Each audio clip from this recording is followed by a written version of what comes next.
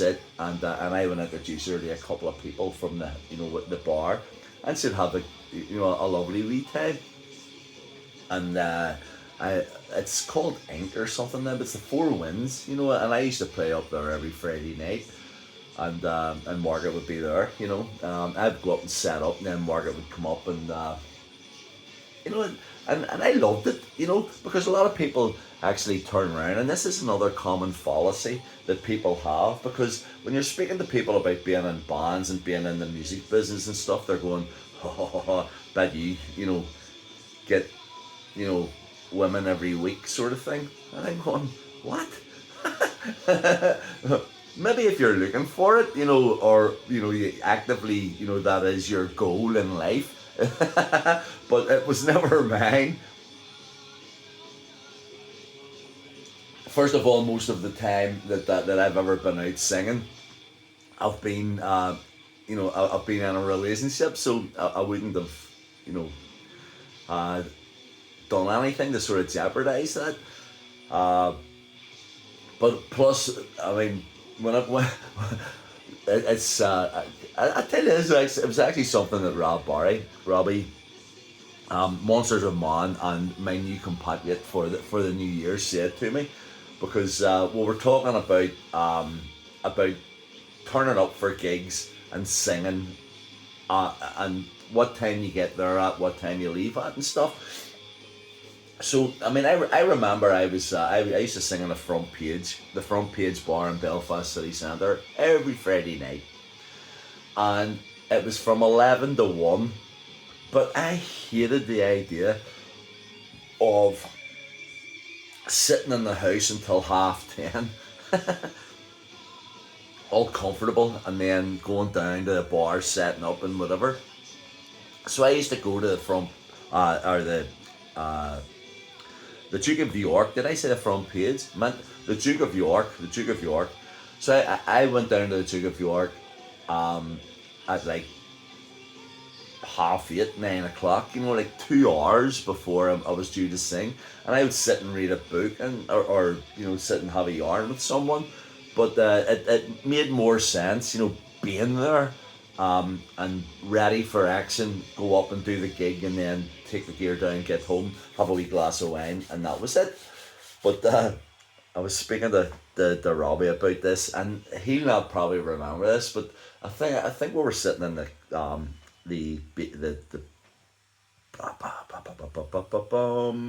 it's this hotel in Dunmurry anyway, and we were talking about this and saying about what time you turn up for a gig at and stuff, and he said, I turn up, 10 minutes before, and then leave straight afterwards. I don't give, I'm paid from 8 to 11. I'm not paid, for the 10 minutes or 15 minutes before it, and I'm going, Robbie, wise up. You got to get there and kind of, blend yourself in and make the most of it. But as the years went past, and certainly over the last lot of years, that's the way it's been for me, and it's always been because I had that conversation with Robbie.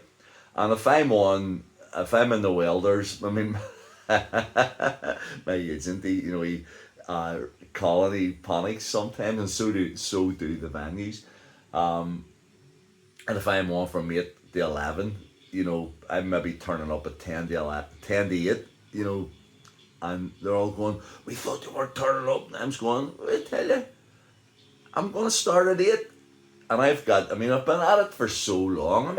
Fucking hell. How long have I been doing this? So I know how to put up 2 stands, put up 2 speakers, run the cables, like clockwork, and I have everything up and running, in 6 or 7 minutes. So if I turn up at 10 to 8, I'm singing at 8 o'clock, but most of the places that I play now are OFA to that, and they know that,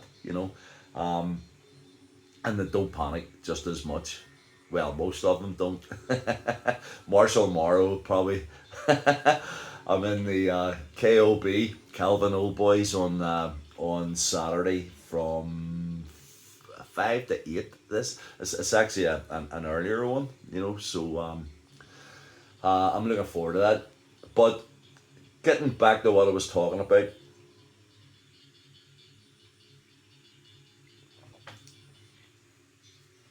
Helena, um, I know that there's like this sort of thing where people turn around and say, "Oh, long distance relationship that that they'll never work."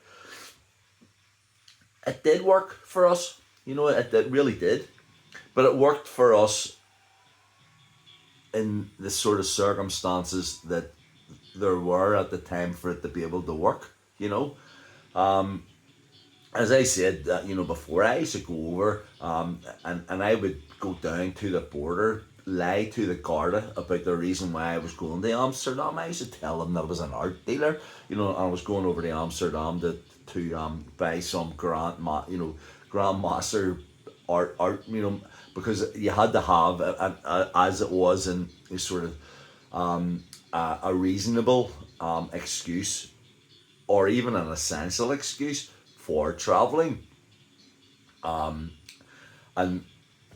you know what was my essential excuse at first? That's what it was, because it didn't last the whole time. But at the start of the COVID thing, the Garda, the Shana would stop you at the border and ask you why you were going across the border. It hadn't been done for 30 years or whatever, but they were doing it just to make sure that your entry into their country, because people forget that you're going from Northern Ireland into Southern Ireland, so it had to be an essential reason.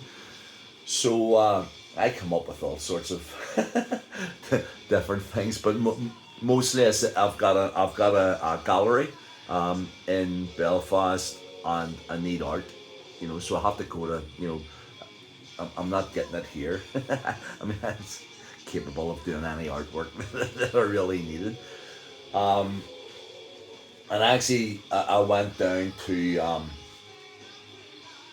you had to then get through to Garda police cars at the outside of the airport and basically tell them the same story. Now, when you get through that, then you had to go down and get like the lateral flow test or whatever, like a PCR thing, 4 hours before your flight. Then, I mean, I didn't mind doing that, but then I realised it was like €120, and my flight, but at that stage was like €10 to get to Amsterdam because nobody was flying.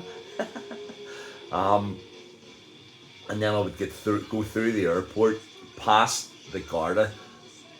Sometimes I would sit and watch while they went off for their break, and when they were off for their break, I would just fly through, But sometimes I didn't have the time to do that, so I still had to go past them and explain to them. And then this one, you